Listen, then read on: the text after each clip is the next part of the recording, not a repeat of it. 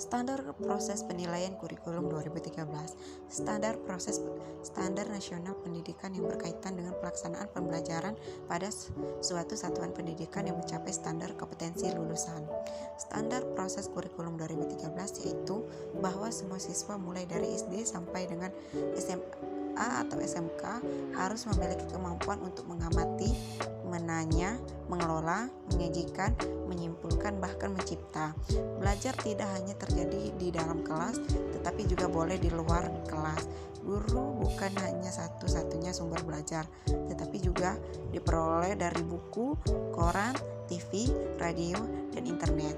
Sikap atau attitude tidak diajarkan secara verbal, tetapi siswa akan lebih banyak melihat apa yang dicontohkan oleh guru dengan memberikan suri teladan yang baik.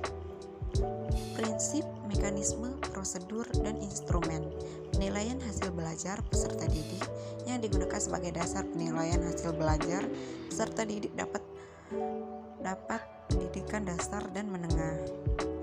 Standar proses penilaian kurikulum darurat berdasarkan putusan Menteri Pendidikan dan Kebudayaan nomor 719 atau 2020 tentang pedoman pelaksanaan kurikulum pada satuan pendidikan dalam kondisi khusus.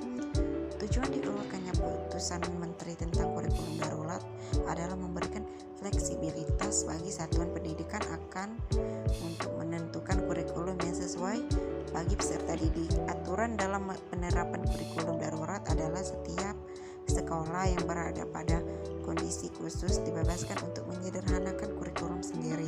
Kondisi khusus adalah suatu keadaan bencana yang ditetapkan oleh pemerintah melalui kurikulum yang tetap mengacu pada kurikulum nasional, menggunakan kurikulum darurat, dan melakukan penyederhanaan kurikulum secara mandiri.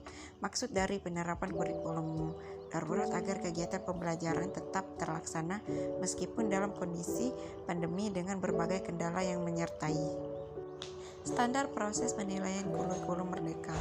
Proses adalah kriteria minimal proses pembelajaran berdasarkan jalur, jenjang, dan jenis pendidikan untuk mencapai standar kompetensi lulusan.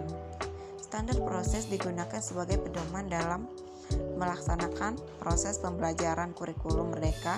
Pelaksanaan pembelajaran diselenggarakan adalah suasana belajar yang interaktif sesuai dengan bakat dan minat peserta didik secara efektif untuk mengembangkan potensi, prakarsa, kemampuan, dan kemandirian peserta didik secara optimal.